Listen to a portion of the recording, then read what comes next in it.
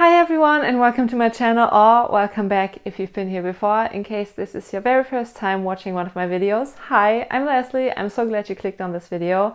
On my channel I talk about luxury and shopping, but in a mindful and sustainable approach. I film review videos, hauls, comparison videos, collection videos, shopping vlogs and everything in between. So if that sounds like a thing, I would really appreciate it if you could subscribe to my channel and also thumb up this video if you enjoy it. I upload every Wednesday and I would love to have you back. So today's video is actually way overdue and I'm definitely aware of that. I'm sorry it took me so long to film it because I hinted at it, I think, in my collective haul video, which I don't know, went up like 2 months ago at this point. Anyway, we're here now and I'm finally filming my Van Cleef Arpels, I guess not really unboxing because I've owned it for 4-ish months at this point. So yeah, my Van Cleef review and reveal of my vintage Alhambra 5-motif bracelet in the mother of pearl. So let's go.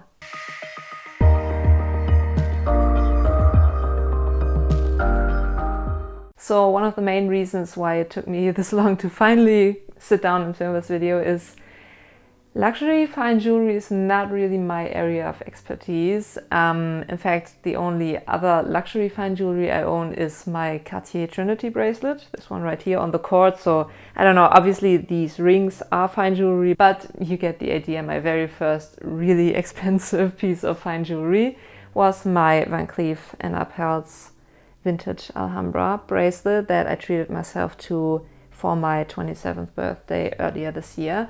Anyway, the reason why it took me so long to film this is because I didn't really know if I was able to contribute enough knowledge, I guess. So I asked you over on my Instagram stories, which, by the way, feel free to follow me over there. It's Lesley Adina. I asked you if you had any particular questions and if you wanted me to film a video on my bracelet, regardless of me not being the jewelry expert. And a lot of you said yes, and you came through with your questions. So today's video is going to be my plain Jane, as Annabelle would call it, perspective and regular girls review and experience with the Van Cleef Arpels bracelet. And I've grouped all of your questions in kind of subcategories. So yeah, feel free to check the description box for the timestamps, or just hover over the bottom part of the video and the chapters will be visible. And yeah, before I ramble on any further, let's get into your questions. So the first set of questions I got was basically about my decision-making process and deciding on this particular piece, and then the purchasing process. And by the way, in case you catch me looking down, I have the questions written down on my phone. So yeah, I'm gonna refer to the questions as I go along because there are quite a few of them. The first question being, why did you choose this particular piece? Why the stone and not one of the other options? So as I mentioned, I bought this bracelet for myself for my 27th birthday in March of this year. And since it was kind of a special birthday for a couple of reasons, I knew that I wanted to commemorate, I guess, it with a piece of jewelry. Now, if you've seen my luxury wishlist video last year, you know that I had the VCA guilloche necklace on my wishlist. But over the course of the last year, I realized that I'm probably more of a bracelet girl than a necklace person. I actually hardly ever wear necklaces. Anyway, so I knew that I wanted to get a bracelet. I contemplated going for the guilloche 5-motif one. Then I had a brief panic moment where the prices made me quite dizzy. So I thought about going for a bracelet with only one mother of pearl clover instead of 5. But other than the noticeably lower price tag, the 1-motif bracelet just didn't make my heart sing as much as a 5-motif one. So yeah, that's basically my thought process behind deciding on a 5-motif bracelet. Kind of all over the place, but at the end of the day, I just listened to what made my heart sing the most. The next question is, why did you go with VCA as opposed to Cartier? I think similar to the thought process I talked about earlier, I just went with my gut feeling. And obviously Cartier has a lot of beautiful pieces, but for some reason they didn't call my name as much as the VCA 5-motif bracelet did. I don't know, for some reason VCA just, I guess, fits my aesthetic better. And obviously social media and basically half of the people I follow on Instagram owning a VCA bracelet definitely played into my purchasing decision. But yeah, I'm so glad that Instagram and YouTube put VCA on the map for me, because I'm just over the moon with this piece and I'm so glad I purchased it. So yeah, not really a rhyme or reason why I went for VCA as opposed to Cartier or Bulgari or what have you.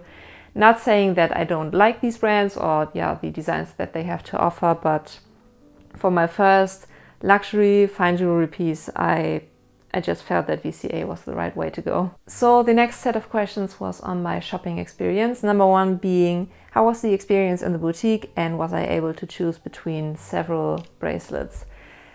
Now, unfortunately, back in March, number one, we were still in lockdown, full lockdown, no way to go into a boutique. And number two, the only VCA boutique that we have in Germany is in Munich, which is basically on the other end of the country. So I basically took the only option I had, which was buying the bracelet online from the VCA online shop, which I'm so thankful that they do have an online shop.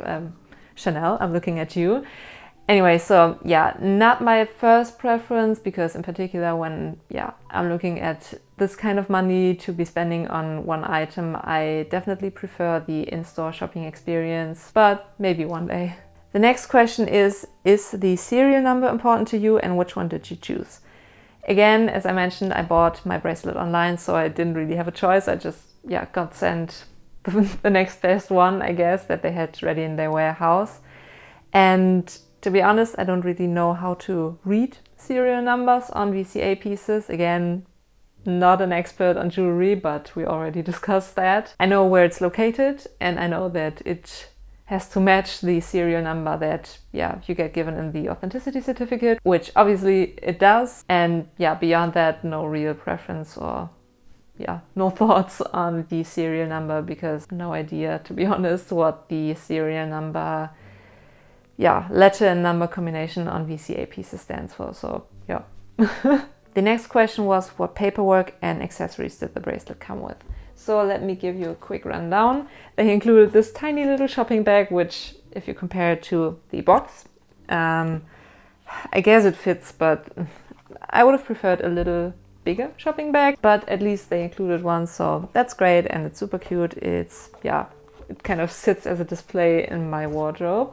I already mentioned the hardcover box, which is covered in this beautiful velvety material. When you open it up, you have this, obviously it says VCA right here, I hope you can see it, and this like tab that you pull out, and then you can attach the bracelet on here. I'm gonna insert a close-up and hopefully I'm able to show you how it works. Then you got the travel pouch, which I don't really use. I think that's also a question that I'm gonna get to in this video. So travel pouch, which you can store your bracelet in when you travel, I guess.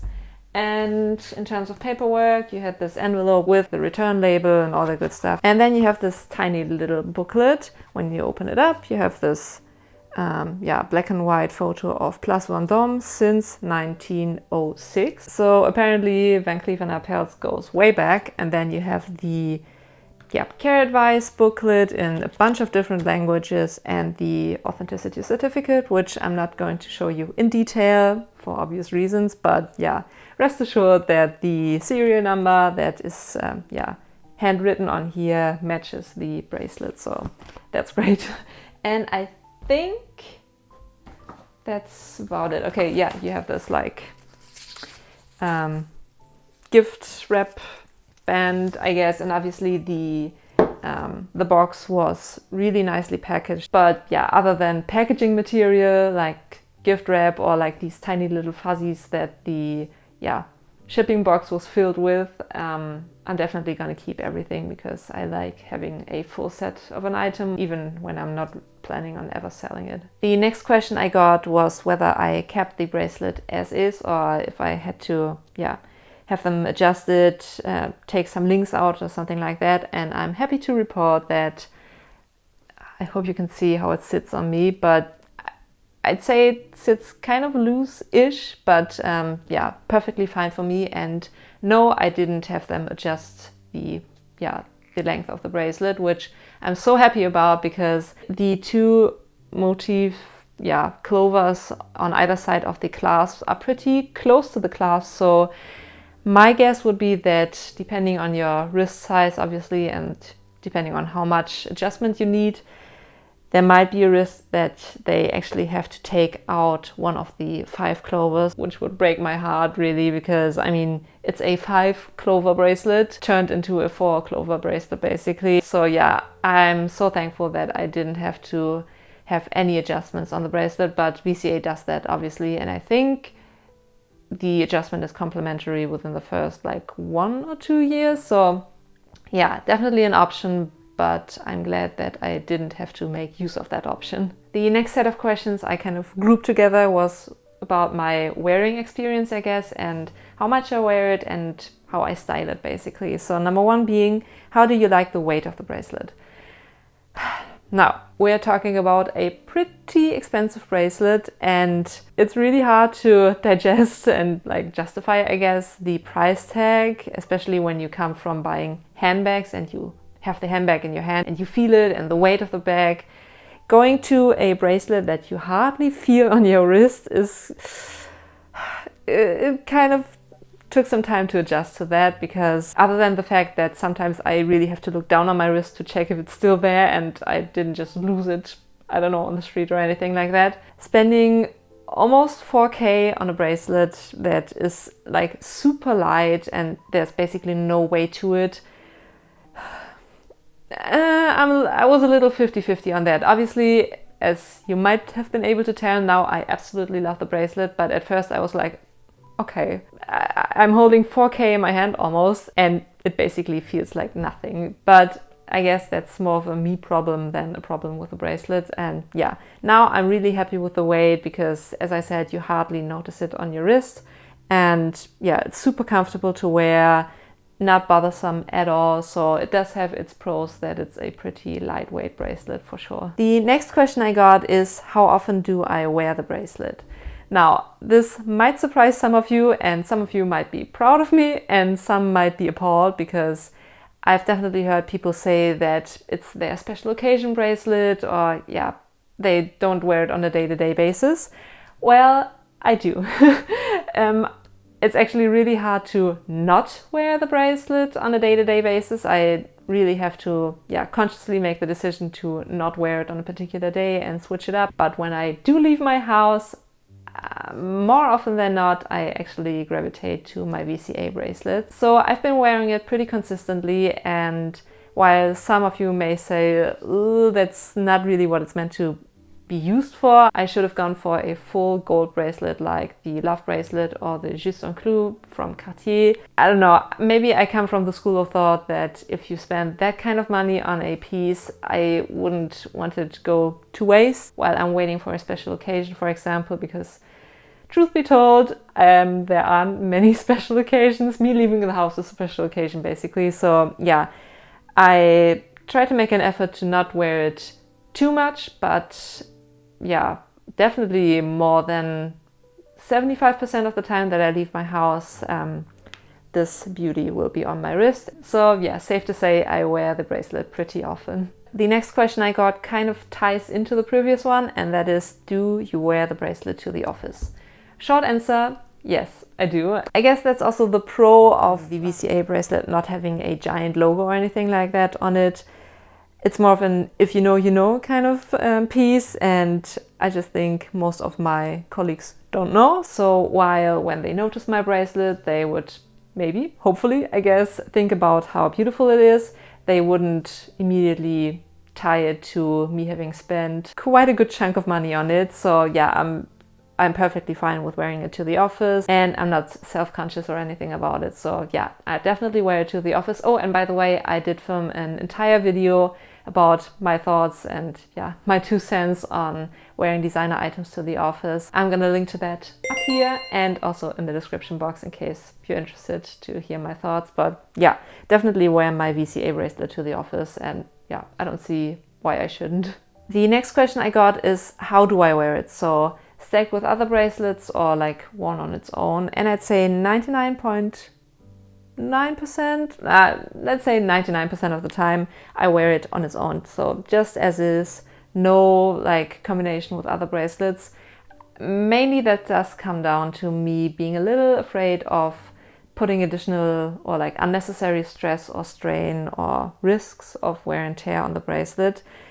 I don't know if it's possible to crack these like mother of pearl aspects. I guess it would be. And for example, I mean, the bracelet looks beautiful stacked with my Hermes Click H bracelet in particular, because the enamel is also white and that really pairs up beautifully with the mother of pearl. But the Click H does have some pretty sharp edges, and depending on how the edges like press on the mother of pearl clovers, I guess there would be a risk of them cracking or at least scratching, and I don't want that to happen. So yeah, most of the time I wear my bracelet as is, and I mean, it's beautiful on its own, so no need to stack it with other pieces, because it's a work of art and I think it should be granted a chance to shine without other bracelets kind of distracting from it. So yeah, that's how I wear it most of the time. Next question I got is, do I sleep with it and do I shower with it? Short answer, no and no. Again, I guess that comes down to me not wanting to put additional or like unnecessary risks of wear and tear on it. I know that the mother of pearl is not as delicate as the malachite, for example, when it comes to contact to water, but again, why risk it, I guess? Plus, the VCA bracelets are super easy to take on and off. So it's not like a Cartier Love bracelet where you basically need 2 people to take it off your wrist. And when it's that easy to take the bracelet off, I don't see the point of showering with it or going into the ocean with it or sleeping with it. Plus, I've never been the person to shower with jewelry or to sleep with jewelry, so both of the no's came quite naturally to me. The next question was, does the bracelet make some kind of rattling noise? I guess it does make some noise because, as I mentioned earlier, it sits quite loosely on my wrist, so there's some movement there, but nothing really noticeable. Plus, in your day-to-day life, it's never that quiet that you would actually be able to hear these tiny little, I guess you can call it rattling noises, but yeah, I think there's a chance of it rattling a little louder when the mother of pearl gets in contact with water, and there might be some shrinkage right there. I think Kim from Kim Curated filmed an IGTV or reel on that. I'm gonna link to that down below, where she compared a couple of her VCA pieces, and I think she mentioned that she does occasionally shower with them and that she has experienced some changes to the size of the mother of pearl clover. But yeah, on my piece, no rattling noise or like no noticeable noises to be reported. But if you own a VCA piece, definitely let me know your experience below. Maybe I'm just lucky with mine and the rattling thing seems to be a common problem. I don't know, let me know your experience in the comments below, but yeah, on my one, no noticeable rattling to report. And the last question I got in this category is, does the bracelet get tangled or twisted?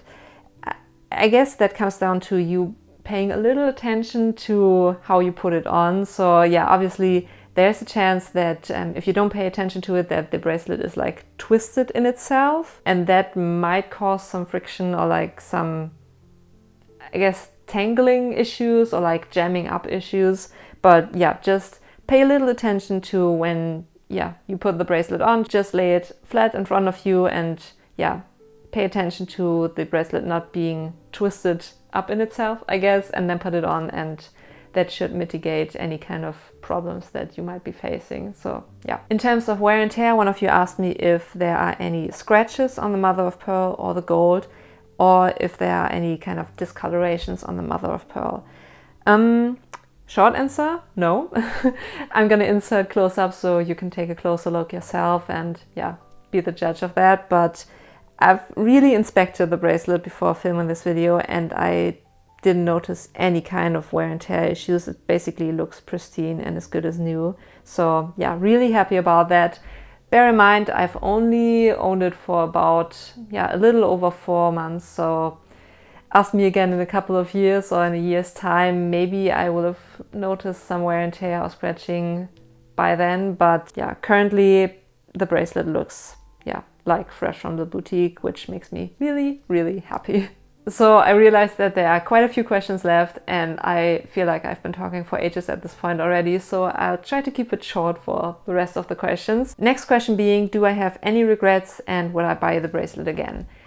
Zero regrets. I would definitely buy the bracelet again. I think there has been one price increase since I bought it, but yeah, not in the Chanel range of price increases. I think it went up like 100 euros. Yeah, as I said, zero regrets. I'm so glad I took the plunge and went for the one that was, yeah, calling my name the most. And every time I look at my wrist while working or just while being out and about, catching a glimpse of the bracelet just makes me weirdly happy. I know that to some of you, although if you watch my videos, chances are you are into luxury items as well. Anyway, to someone who isn't into luxury, that might sound super materialistic and superficial, but yeah, looking at this bracelet just makes me smile. And I guess that's the end goal when you buy such a special piece, that even a couple of months and hopefully also years down the line, that you still get really giddy when you look at the piece. And yeah, that's definitely the case for me. So zero regrets. I would 100% buy it again. And yeah. Next question was, how's VCA jewelry compared to other fine jewelry? As I said, this is actually my first real deal luxury fine jewelry piece. So I'm sorry, I can't really comment on that. Maybe let's chat in about a year or two. Maybe by then my fine jewelry collection has grown and yeah, I've expanded to a couple of other brands. So maybe I can do a comparison between, I don't know, maybe Bulgari, Cartier, VCA, but for now I don't really have anything that I would be able to compare this piece to, so yeah, sorry about that. Next question, do I think it's worth the money? Okay, I mean, we're talking about luxury pieces here, we're talking about brands here, so obviously the price I did pay for this bracelet doesn't equal to the amount of gold and mother of pearl used on the bracelet. If it was a non-branded piece, 100% it would be way cheaper, but I mean, that's not a surprise. That's basically what you sign up for when you decide to go for a designer piece of jewelry or designer anything basically. I guess it's worth the amount of money that people are willing to spend on it, and given how popular VCA is, I guess it is worth the money. For me personally, yes, because as I said, I really love this piece. I'm so glad I bought it and it brings me so much joy. So yeah, jewelry is something you can wear on a day-to-day basis. Whereas a handbag, especially when you own a sizable collection of handbags, you can't wear all of your handbags at one time. And yeah, this bracelet is just my, as I said, my almost daily companion. And from that perspective, I think the VCA 5 motif mother of pearl bracelet is worth the money for me. The next question I got, I promise we're almost done, is whether I would consider buying VCA on the pre-loved market. Truth be told, I wouldn't. That mainly comes down to me not being really knowledgeable on designer fine jewelry, and yeah, I'd be too afraid to end up with a fake, to be honest. Second to last question is, where do you store your bracelet when you're not wearing it? I do mainly use the box right here. Most of the time throughout the week, I just lay my bracelet on top of the box, not even inside of it. I don't know, maybe that comes down to me being particularly lazy, but yeah, when I decide to give the bracelet a little break, you use the regular way to store the bracelet, which is on this little thingy-majigs here. That's basically how I store it. Maybe not ideal to have it laid out in the open on the box, but yeah. And the last question, and thank you so much to everyone who's still with me. I'm sorry this kind of turned into a rambly video, but I wanted to make it as informative as possible and obviously answer all of your questions that you sent my way on Instagram. But yeah, last question being, do I have any further VCA pieces on my wish list? I'm gonna keep it short and a little vague at this point because I'm planning to film an updated luxury wishlist video pretty soon. So let's say I'm still intrigued and kind of in love with the guilloche line, be it the necklace or the 5 motif bracelet. So I can see myself adding another 5 motif bracelet sometime in the future, not in the near future. So yeah, that's why I'm still a little vague on that one, but I definitely love the guilloche line. And yeah, we made it, guys. That was the last question. I hope you enjoyed today's video. I hope it was helpful or at least entertaining. If you enjoyed this video, please make sure to give it a thumbs up and also subscribe. I would love to have you back for one video a week. I upload every Wednesday, and if you have any additional questions on the bracelet that I didn't cover in this video, make sure to leave your question in the comment section and I'll definitely get back to you. And yeah, I guess that does it for today's video. Thank you so much for watching, and until next time, bye.